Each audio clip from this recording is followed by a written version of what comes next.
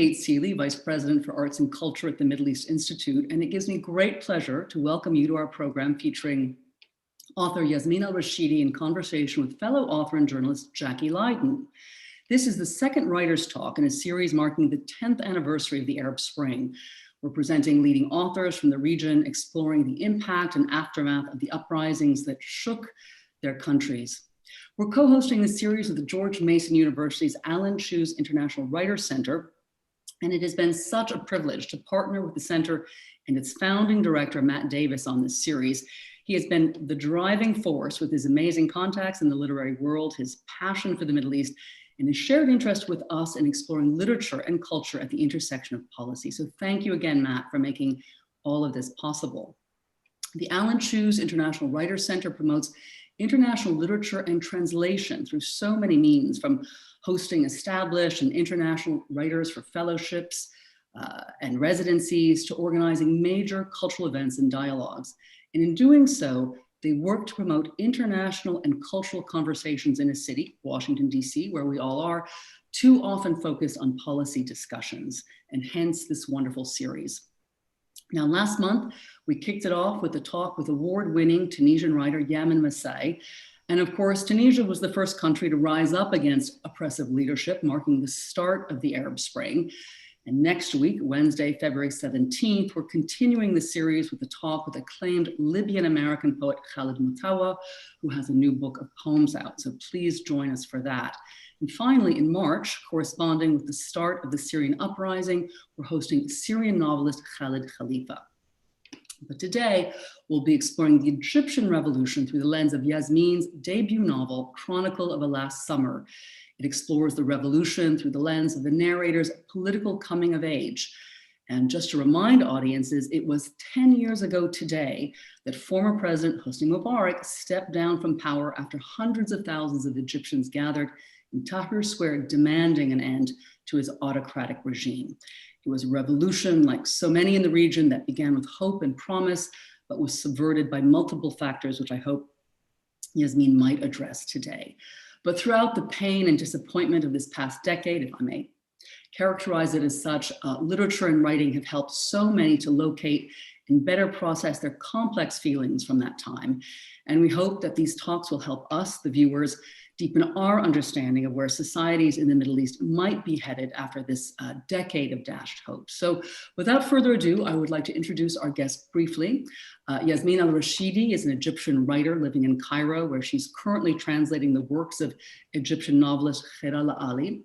Her own novel, Chronicle of a Last Summer, was longlisted for the 2017 PEN Open Book Award. She wrote extensively about the Egyptian Revolution, published in a collection entitled The Battle for Egypt. And she's a contributor to the New York Review of Books, among other publications. Our moderator today, Jackie Leiden, is familiar to many of us as a former NPR host and award-winning correspondent for over 30 years.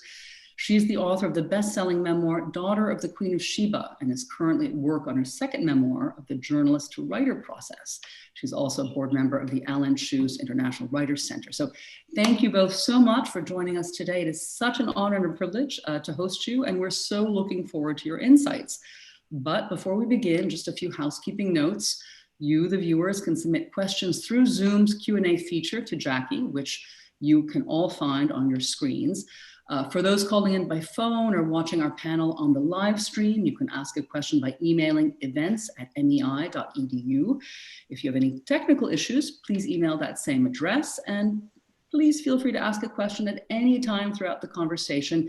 Jackie will incorporate as many of your questions as possible in our limited time. And with that, I would like to turn this conversation over to Jackie. Thank you.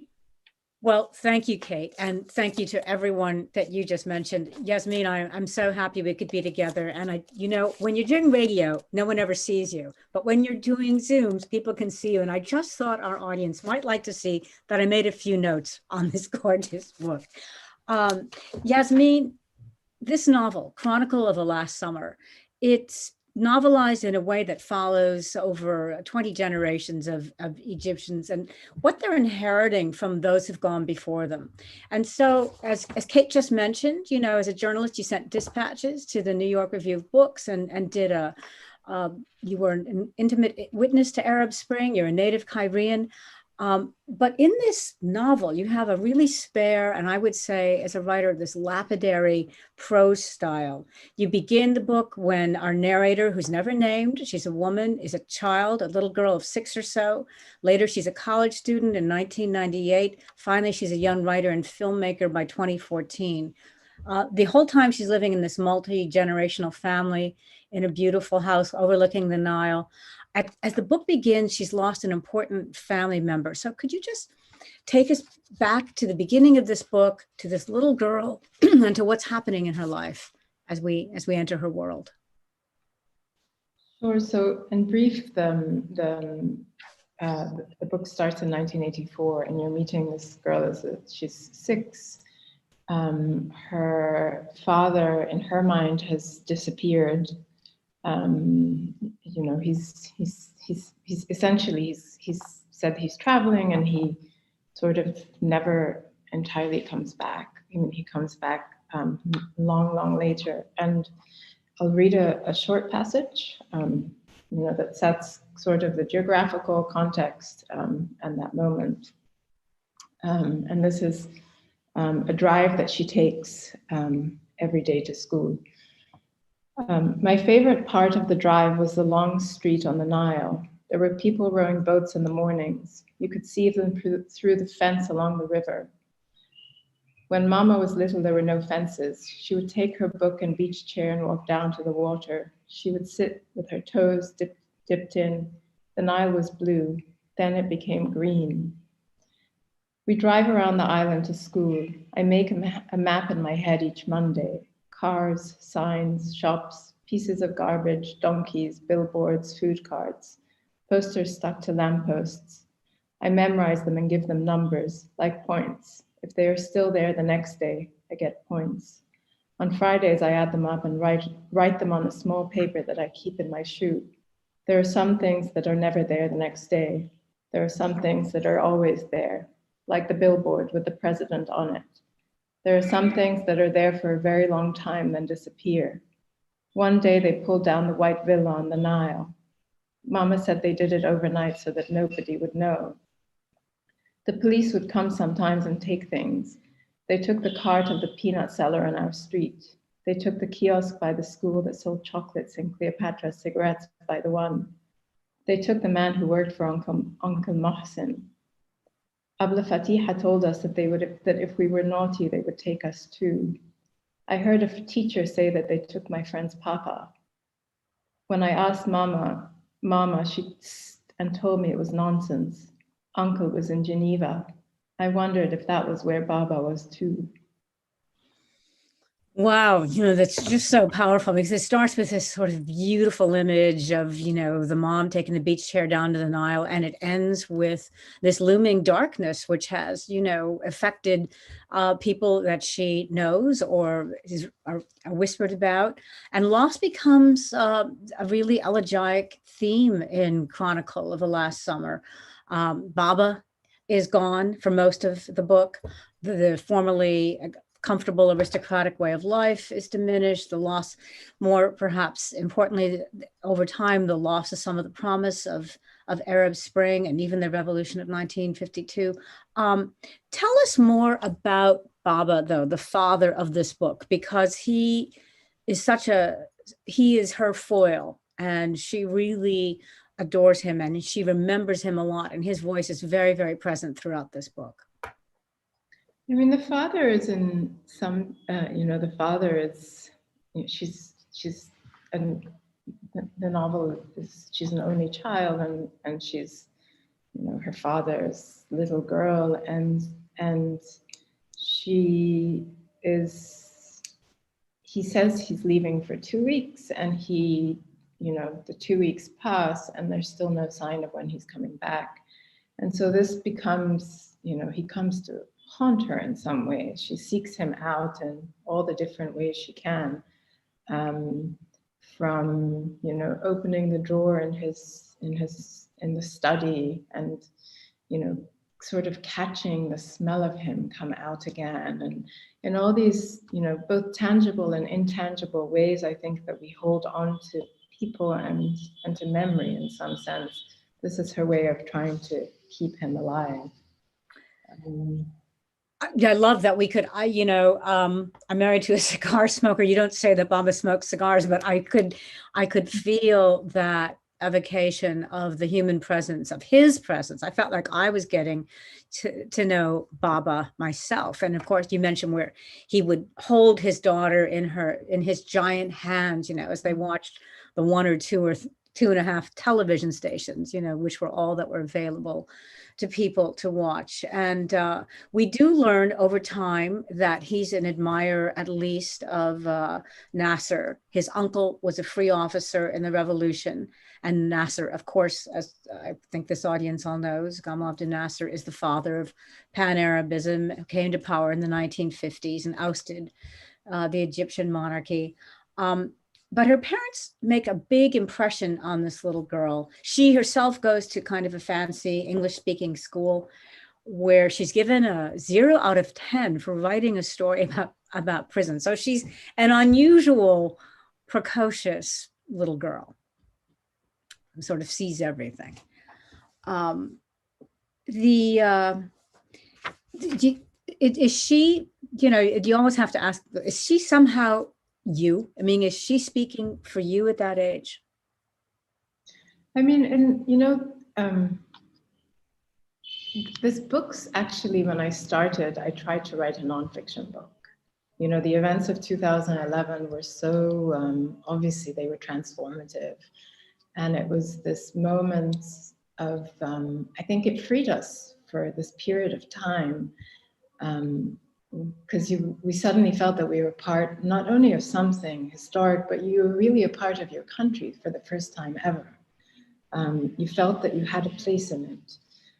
And so out of that, there was a sense, having waited so long for this moment, not knowing exactly what you were waiting for, it seemed, as you write, you begin with short pieces and then you write these longer pieces, and then you realize at a certain point that there's still, you still have this length of breath, and it's probably book length. And so the attempt started to write a nonfiction book, but I was completely, when I began that, I kept, it was like a paralysis in that I was so conscious of what I had access to as an Egyptian, born and raised here.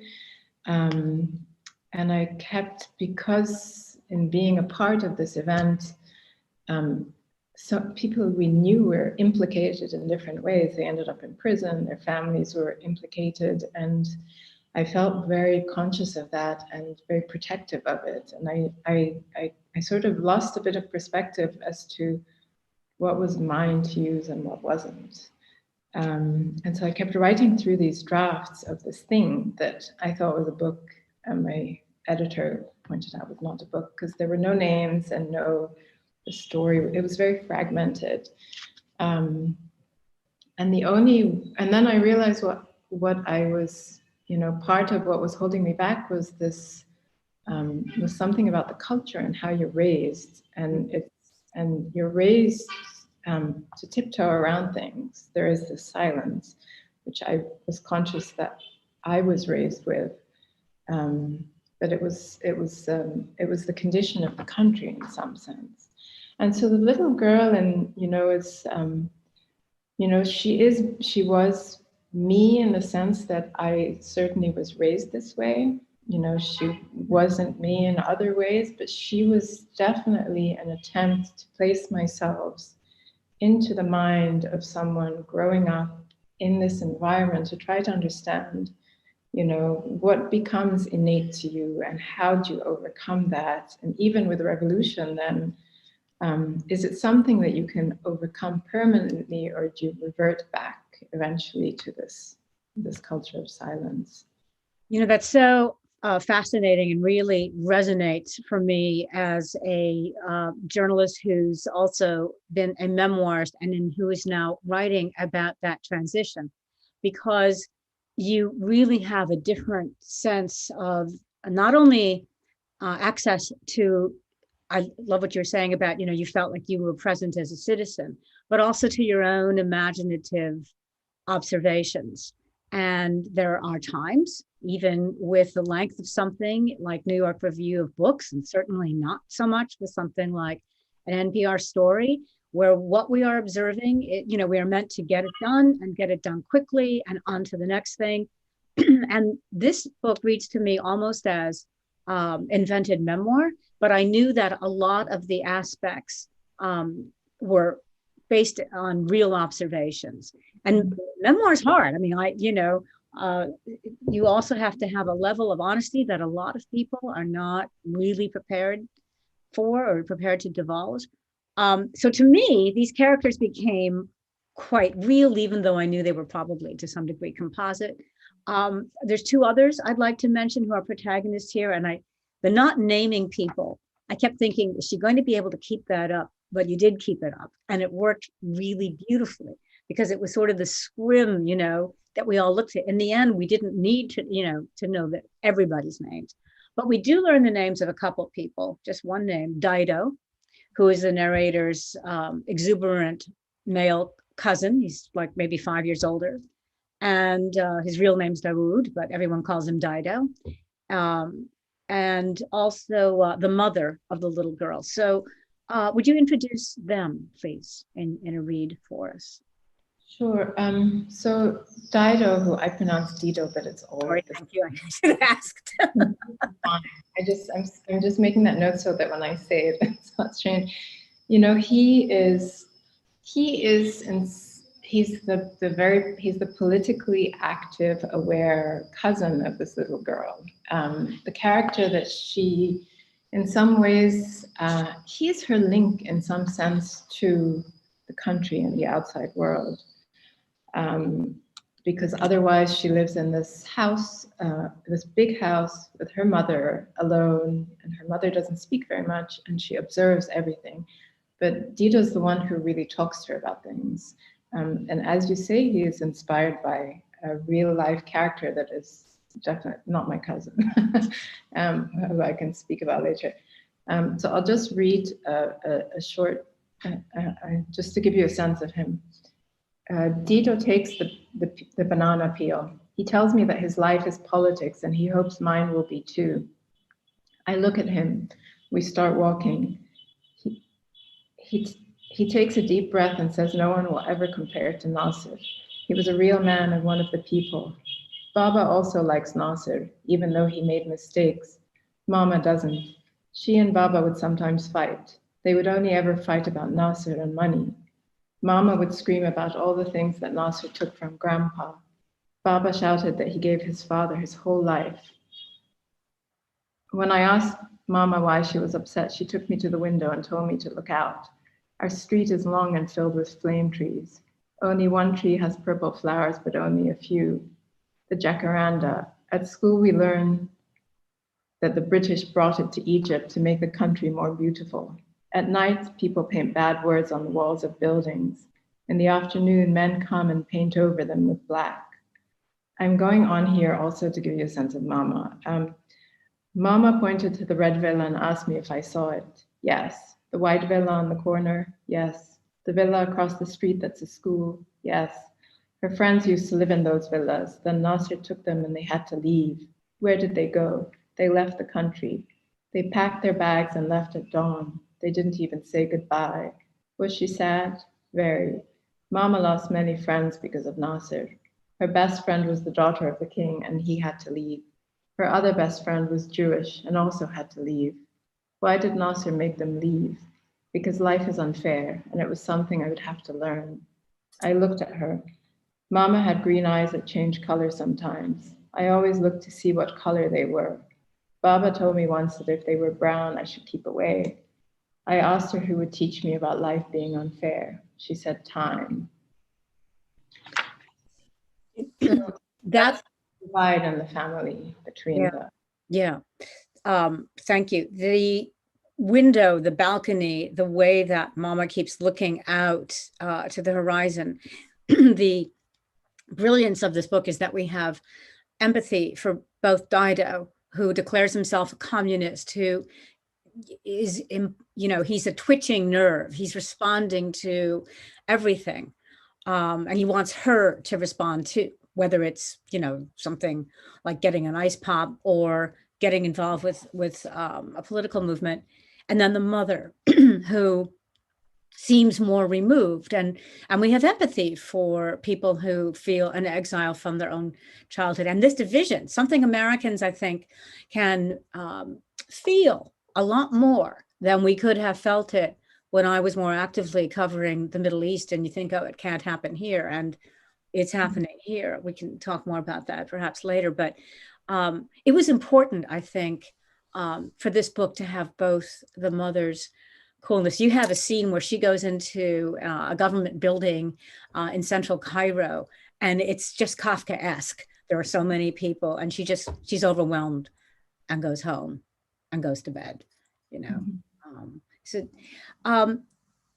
So can you give us a little overview of how Egypt changed? I think we're a little more familiar with the last 10 years, but between 1984 and then we catch up again in 1998. So, I mean, this girl lives a quite sheltered life. And 1998, she is going to university. There's been a big shift between, Sadat had been assassinated in 81. Mubarak had taken over. There was on the one hand a lot of change in terms of development in the country, building. On the other hand, there was, the 90s were quite volatile with the Jamia Islamiyya, who then, divided and became the Nonviolent Brotherhood, and so this girl goes from this very sheltered environment to suddenly being, in her mind, thrust into downtown where the university is. And because she's lived so much in her mind, she continues, as she did in the house, being a witness to her mother and everything that was happening. She carries this on in her life and becomes this witness to what is happening downtown. And this is her choice to study. She just chooses to study film, I think, for that reason, because it allows her that what were the windows of the house, I think, becomes the lens of the camera in some sense. Mm-hmm. Yeah. And you give us context for that. It's quite interesting because you say she's one of only like 3 students for film. It's dangerous to do filming on the street because there's only one state entity that controls all the television stations. Cinemas are dangerous places. They've been bombed. And, as journalists, we all know that you have to give yourself a certain kind of permission to go and ask people questions. And that is something, but she's got that camera to kind of hold between, and she's really interested, I thought there was a real correspondence between, she's really interested in letting the camera roll, what we would call cinema verite. I looked up the filmmakers that you referenced, the French fathers of cinema verite, and mothers too, probably. But it goes so well with your lapidary style because she's seeing things all the time. And she thinks about asking people one question: are you angry?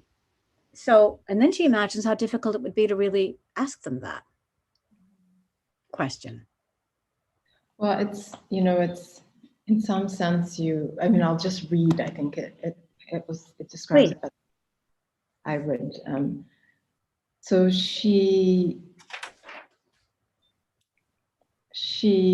I'll just read it. It's that would be wonderful. I watched them at sidewalk coffee shops. This is her in downtown by the university. I watched them at sidewalk coffee shops, drinking tea, smoking, watching TV for hours. They sit quietly, their faces blank. I imagine if they harbored anger, they wouldn't be so quiet. They wouldn't sit for so long. Their faces' expressions would hang differently. I wonder if I ask them what they will say. I imagine they might fall silent, feel uneasy. But if I keep rolling into the silence, will they fill it by talking about their lives? Or will they just get angry that I am asking? People get scared when you ask them things on the street. For a writing assignment, we are asked to approach passers-by with the question of what they would like to see improved in their city. People walked away. They looked at me skeptically. They asked who was asking. They asked who was really asking.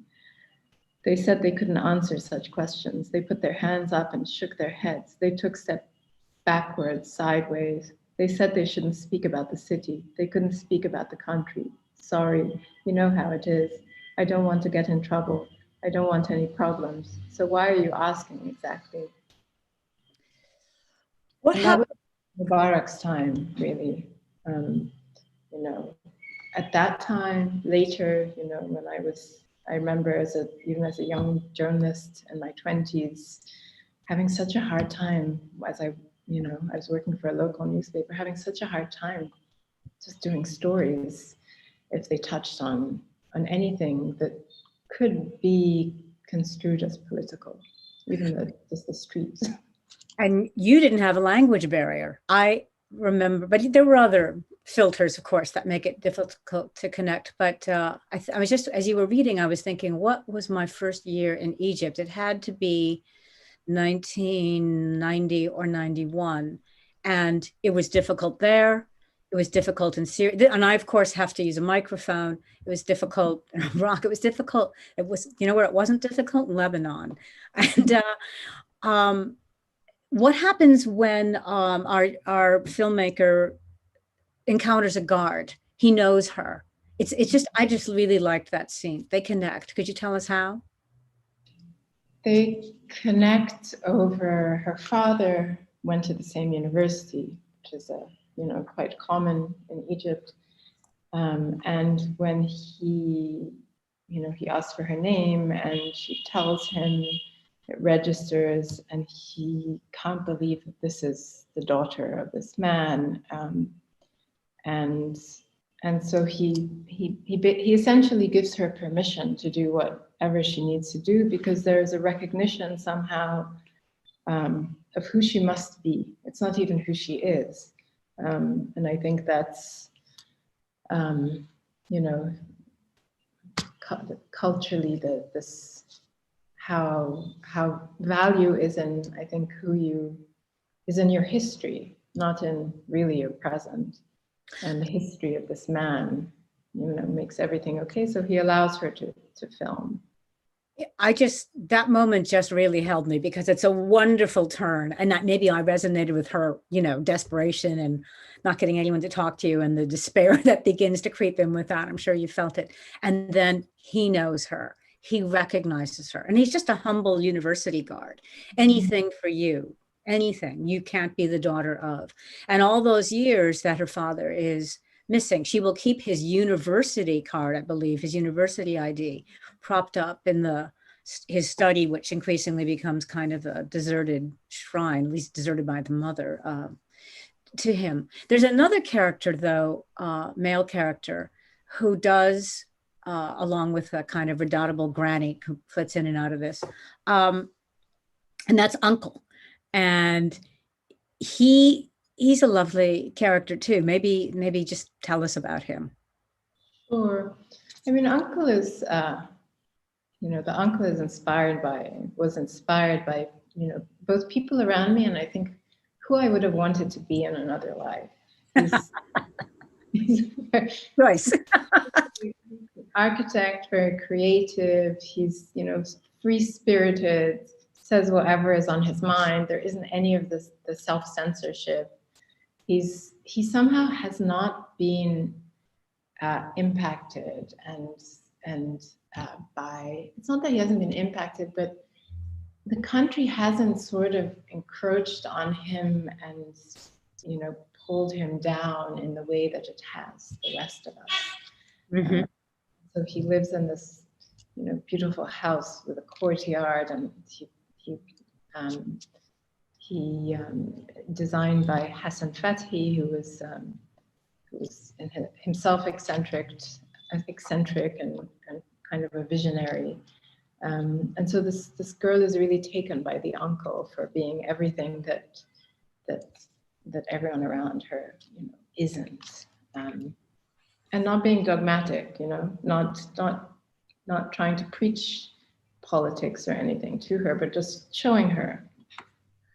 But he notices everything, and it's Uncle who tells her that to understand the street, you should understand the price of vegetables. And we know that, when it comes to the Arab Spring Revolution, at least it's beginning in Tunis, it started, I believe, with a fruit or vegetable seller who lost a permit to put his cart in a certain place. And Uncle says, you have to consider. So he can consider a beautiful, and does, building and modern Egyptian architecture, and he can consider the price of okra and tomatoes, and tells her to do the same. And he also is mournful about what her generation is inheriting. That is where he is the most, I think, I don't want to use the word doleful, that's too strong a word, but that is where he feels the most pain about things. Maybe you'd want to read a little bit about that. Sure. So they are, I'm just going to this is an interjection that's not called for, but I haven't looked at this book in so long, but I'm looking at it because of you. So I feel like it's like seeing words again. It's good though. It's good. Seeing birds again. I love that. See, you can't help it. So this is Uncle speaking. We are breaking down. It was like a building, Uncle said, filled beyond measurable proportions, badly wired with extensions, borrowed power, borrowed pipes. He would look at me and shake his head, say nothing, but I knew what he was thinking. He had said it many times before over the years. This was what my generation was inheriting. It was up to us to mitigate the losses, the mistakes. Uncle tried to hold on to as many of the better memories as he could, many with Granny and Mama on this same balcony, eating mangoes, watermelon, white cheese, watching the Nile and looking out onto the expanse of green fields. They reached the horizon and seemed to extend further into the unknown. That summer, sitting on the terrace with Uncle, I asked him what he thought. Is it possible? Could it happen? What would it mean? Uncle said it was inevitable. Eventually some change would come, but much more so, he wished our lives were different. I think that's good. So they're looking out at this expanse of the city beyond the Nile. There's, I think, again, we can relate to urban scenes that have become more barricaded, as these men and women look out. Cairo itself, the green space is retreating. There's more fencing, more barricades. I took a walk around the capital just last weekend. I was not here on the 6th of January, but the fencing is all still up where people used to sled in the wintertime and stroll, and we're all hoping that it comes down again. In this generation that Uncle is mourning for, your generation and people, around your age and perhaps younger than you, would you say there's a sense of hope now? What would you say? You're a cultural editor. You take people's temperature that way a lot. What would you say the mood is? I mean, I'm happy you brought up the U.S. because, I was in the U.S. on a fellowship and then teaching during the 2016 election, and I remember I felt like it was very hard because I felt like I was reliving something that I had already lived here, and that I had tried to get away from for a moment. Hillary versus Trump, with all my reservations about Hillary, but obviously, and it was and over these years, and then watching what happened last month in the Capitol, it felt so familiar. And for my generation, I mean, I'm 43, and I feel we really inherited the sense of loss from our parents. And while 2011 and the events around it and after it they were exhilarating. I think the fallout from that is so intense. It's still, I woke up this morning and for a moment I didn't register what day it was. And then when it registered, I had this realization of feeling, I would be happy if I wasn't so sad. Oh, wow. And it's I feel, content and grateful for many things, but there's this overwhelming sense of sadness at something. The good thing is that, or what gives me hope is that the much younger generation are completely different. We had this little meeting yesterday, and my goddaughter appeared on. She's 9, and when Mubarak died, she said, I was reading the news and I was like, wow. And she said, what is it? I said, Mubarak died. And she's like, who's Mubarak? And I had to explain to her, not just who Mubarak is, but also what the revolution was. And this is a little girl who dreams of being the president of Egypt. And she was quiet for a long time. She asked lots of questions, was quiet for a long time. And then she said, well, I hope they don't do a Saura or a revolution on me. And so these things give me hope, is that, I'm old, but there's another generation that, they're so uninhibited.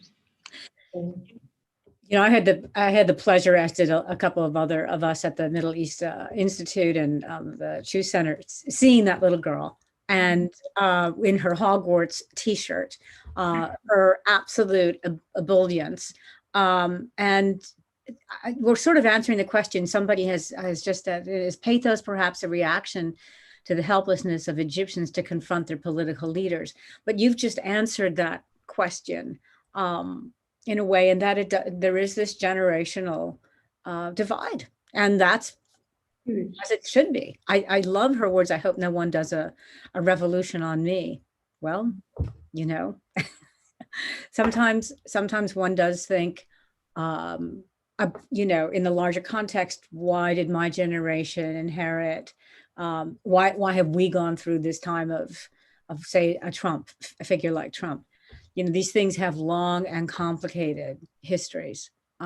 Eventually they have to be confronted and peeled back, which gets us back to why literature can maybe do that more hauntingly and prismatically than, you say you haven't looked at this book in a while. What about your dispatches in your nonfiction collection? I haven't looked at those at all. Yeah.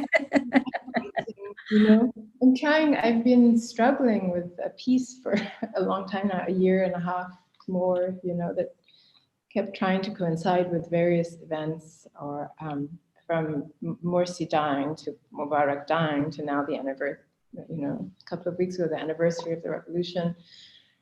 I think both ways, literature and nonfiction of a certain kind, take time, and you have to allow them to take that time.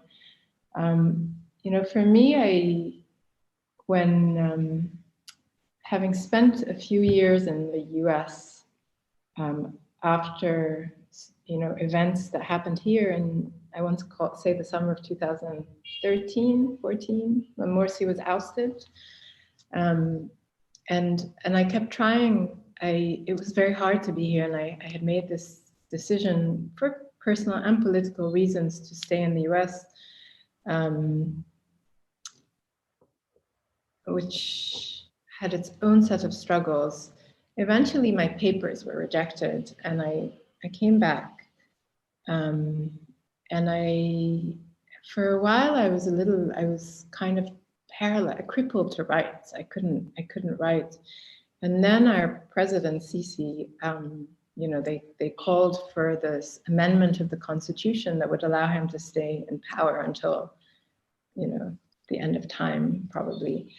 And I found myself sort of needing to write. And it was this moment of, it was such a clarifying moment Not that I had, not in that I had hope for the country, but that I realized that I still had the stamina to write, and that even though, despite all the attempts to silence us, it's really the one thing I can do and I still feel able to do. And so that was a liberating moment for me. And obviously, I have friends in prison, and not everyone feels the same way as me, but I feel eventually, something's going to come around. It's more oppressive than it has ever been. And we know this cycle of history, it can't last eternally, as much as they want it to. You have a scene in here that I really don't want our conversation to conclude without talking about it. It happens to be near the end of the book, only because she's older, but it answers, you talk about the cycles. Well, there's a way that art, I think, can challenge history as more intimately than anything. And our narrator, who's now somewhere in her 20s, goes, you don't have to necessarily read this if you don't want to, but just describe this. It's incredible. She takes a taxi to a part of town, and you can just picture it. It's especially crumbling. It's especially back alley. It's especially filthy. And she's going to a store. The proprietor, who looks like a scraggly extremist, she isn't sure she should trust him. He's not sure that he should trust her. We don't know exactly how she found out about this place, but it's a vinyl record store. Could you just talk about that scene and the way those two connect over the music? And she winds up taking hundreds of records away from the store. So that scene was set in 2014, which was a very charged political moment. The country was more divided than ever before between the pro-Islamists, anti-Islamists, pro-army, and this character she walks always in this gray zone, because she does see herself as an observer, and she's sensitive. If she sees someone who looks like they may be on the pro-Islamist side for stereotypical reasons of that he has a beard, or she's going to be careful about what she says or doesn't say. But they strike up this conversation over her search for old records of Kulthum and others, and in going through these records, they start talking about, through music, the country and its history, and politics, and they find that they're on exactly the same page. I don't even know if you're asking for this. Well, it's just beautiful, because they find that they have read the same things, that they have observed the same things, and that they are just throbbing to the same kinds of rhythms. And it's just, that's a hopeful moment, because you talked a little earlier about, I'd wake up and I would feel happy if I weren't so sad. But a scene like that made me feel the same way. Like, gee, I was sad, but now I'm happy because I see, this connection. By the way, friends, those of you joining us, I just do want to encourage you. We've got only about 15 more minutes to go. So if you have a question for Yasmine, please join in. As the book begins to wind down, I don't want to exactly give it all away, but things shift. It's a big shift over the 20 years. Dido is really suffering. He's in prison. Baba has almost mysteriously come back. I mean, it's handled really well, but it just made me think, oh, I never thought I was going to see him again. I was surprised that you brought him back. I thought that was handled really badly. You thought it badly? I didn't think so. And it takes them about a year before they trust each other again. That seemed fair to me, the daughter and the father. And then you have a scene where, and this really is something I'm sure I know I have seen, I can think of as seeing in Baghdad actually. He and his buddies, if you will, he'll say, oh, that one was a minister of so-and-so, and he was the most famous journalist, and they're all meeting at the old club, which has now been reduced by the government to, you know, a fraction of the size it was, and they're by the swimming pool. Last year, I was making an important speech for the government. Now I'm practically in my boxer shorts. But you treat that with real humanity and not a, one review I read said, oh, you know, they're inactive. And I thought, well, they're survivors. They're survivors, you know, and they have compassion. Uncle talks about people developing more compassion as they age, which we would hope we do. Yeah, no, I mean, there is, I realized at some point, and that's the thing about countries like this, where is that you find a way to survive. That's the only way to move forward. And I think that this girl, as she grows up, as she watches her father, she goes from, you know, this resistance to him and even this anger to kind of seeing the marks of time on him and realizing everything he went through, and you know, and in some sense how life broke him, but how he found a way to keep going, to survive. I don't know if you want me to read from there. Sure. Yes, please. I don't even know if I can find it right now. If you can. I feel a bit muddled by this camera. I know. Me too. So I'll read a tiny bit. She notices that when he comes back that he has this twitch on his face, that she observes, and that really affects her. Although Baba's twitch seems to have lessened these days, I now understand what Dido used to say about my anger, that Baba's circumstances should have unleashed it. Only in writing this now, reflecting back on it all, projecting myself into these pasts, real and imagined, considering the last few years, do I understand that in the end it did.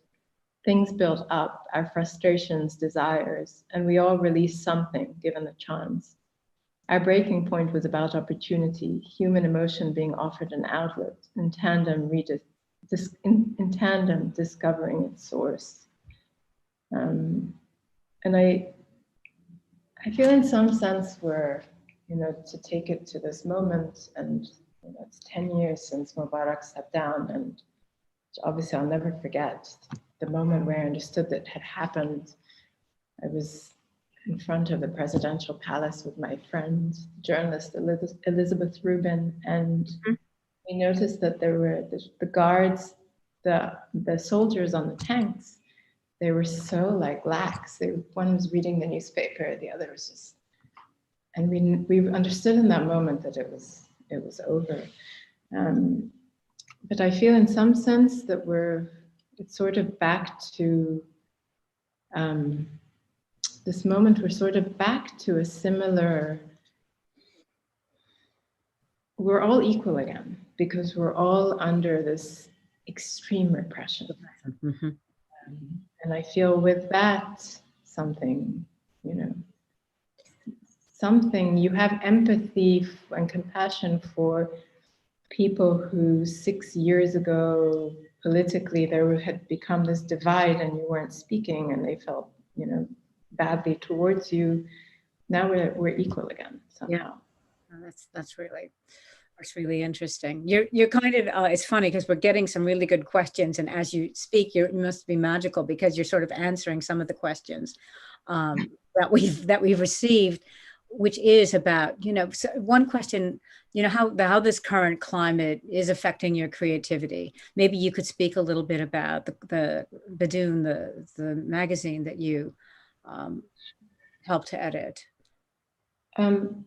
Well, I mean, how it, wow, it feels like a big question, in that I I moved when I came back from the US after this, attempt to leave here.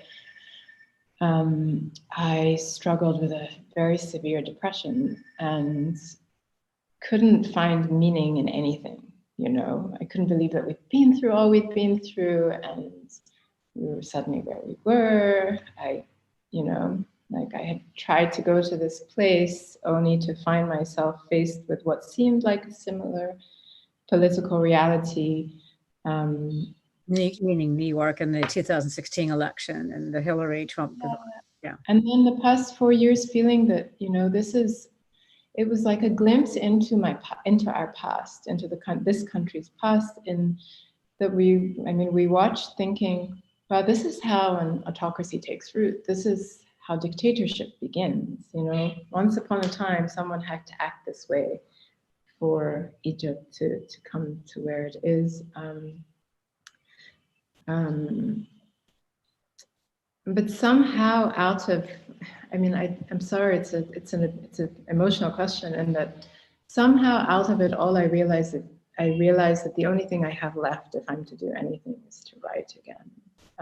And I'm working on a piece now, and I've been warned, don't, by friends, by colleagues, by friends of my father's, you can't write about Egypt. It's too dangerous. If you write anything that could be construed as tarnishing the image of the country, you'll be in trouble. But there's really nothing else to do. And so somewhere in that, my writing, my creativity is sort of coming back. In answer to Badoon, it's obviously been a difficult year plus for all publications. The magazine is online now. It's really the vision of a very close friend of mine who is a writer and editor, Nagar Azimi, who has this kind of genius and super idiosyncratic view on the world and tries to get at the Middle East in sideways ways. The last big thing we did was revisiting an issue that we had done in 2011, asking the question of where are we now? And it was a series of conversations that you'll find online. But it's a difficult moment, yeah. Really. It's always hard. These anniversaries are difficult, I think. Absolutely. We're just responding to some of the questions. Two I'm going to put together. Did your book get published in Egypt? And was it published in Arabic? It was published by Dar al-Shuru. It was translated by a poet, a great poet, and it was published, and it received. The few reviews were quite nice. They were really lovely. Well, you're talking about the reviews in Arabic, and people who are asking here, this book was, some people are asking who published it here, Tim Duggan Books, which is a division of Penguin Random House. So that it's easy to get. Someone is asking, we're getting close to the end. Just quickly, are there any other Egyptian writers that you would recommend this audience read? So many. One who I feel is hugely under-recognized, appreciated, is Yusuf Raja, who is brilliant. He writes in English and in Arabic. He's published, I won't say many books, novels, in Arabic. A couple have been translated into English, and I feel one of them, which I love, is called The Crocodiles. I think you can get it online. It's definitely worth reading. It deals with from a completely different perspective, a similar sort of moment. Okay. There's also Ahdaf Swift's son, Omar Robert Hamilton, who, we wrote a novel kind of dealing with a similar period. Worth reading too. Where do you think we American writers and journalists are going to go next? We're really on kind of a precipice here as well. Yeah, I mean, I'm fascinated by where it's such an, it seems like I don't know, I'd love to hear what your thoughts. It seems like a really interesting moment. And on the one hand, it must be very uplifting. On the other hand, the divide is so vast, and it's still quite, I would say, precarious as viewing it from here. I might be wrong. No, I think it's accurate. And I think we're beginning to sense the edges of that. And we don't know how to unwind from where we are now. The Washington Post had a front page story yesterday about how one party sees the other, and it was not good, and it was not hopeful. And that really did, for me, as a former Middle East correspondent, harken back to, you know, the ways that people would talk about each other sometimes, and completely talking past one another and not one shred of commonality. That's out there. I also think that many of us do feel hopeful that we've had this change in the administration, and that, just imagine how we would feel if that hadn't happened. Plus, we can hold things to accountability. We're in the middle of these impeachment hearings. I think we were all riveted by them yesterday. Imagine if you lived in a place, you know, like Egypt, we couldn't really have those kinds of hearings, even no matter how they come out, you know, that at least we can be a part of history, which is where we kind of began this conversation. You know, that for the first time during the revolution, you felt like you could really be a full citizen. I don't want to leave our book discussion, because people have asked in some of the questions, without some sense of how it leaves us. You know, does it just leave us, you know, feeling too submerged, or is there something redemptive that lifts the spirit? Well, in the book, there is something redemptive. I feel that also in reality, there is, I don't know, when you live when you live such a moment of rupture, even though it's, you know, bookended by life, it colors everything to come. And for the character in the book, for her mother, things do move forward. The mother makes significant decisions. She becomes active. She steps out of the shadows. She's engaged. Yes. And the interesting thing was that even though this was written, you know, I just forget when I wrote it, 2014, a lot of it was written. I witnessed similar changes in my own life and through my family. My family is not political at all, but big significant changes and significant decisions on the parts of both my parents that I feel somehow were edged on by having lived such a moment. Mm-hmm. Decisions in personal lives, but I think that they were definitely the revolution, you know, just opened somehow their view, their experience. And so I feel that we have to hold on to that in the same way that America now, regardless of what happens, there's this moment of rupture in a sense, also in the positive, I think. You know, you just to leave you the thought, you say your character says, "I realize now that it takes either large trauma or fleeting euphoria to erase what was. I worried constantly about memories being overwritten.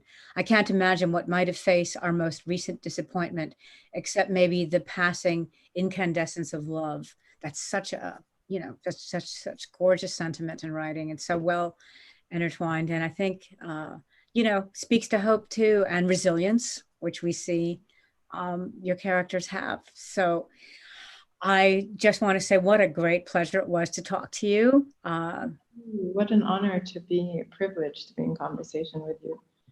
Well, I think we can both feel good that, you know, in this moment where so much can seem overwhelming, this talk by the Middle East Institute on Arab Spring and the Cheuse Cultural Center show us that writers really can connect and open windows that, you know, we try to do as journalists and we continue as writers. So thank you, Yasmine, and folks, don't forget about next week's discussion. Thank you so much. Thank you, and thank you to the Institute and this opportunity. After a year of feeling completely isolated, it's nice to feel reconnected to the world.